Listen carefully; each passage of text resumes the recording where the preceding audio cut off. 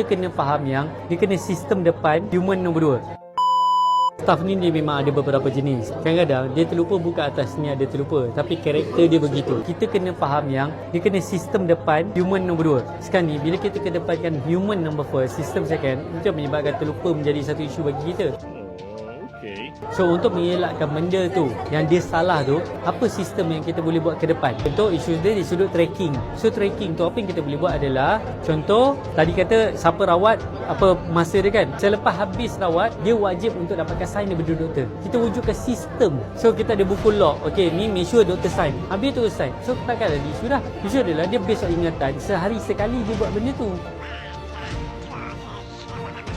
So bila ada salah, instead of kita menyalahkan orang sebab attitude dia bagus, kerja dia bagus, isu adalah di sudut gerak kerja dia tidak efisien. So gerak kerja tak efisien, kita lah di sudut tactical dengan strategi untuk fikir apa sistem yang bolehkan dia buat dan sistem tu tak jadi lagi.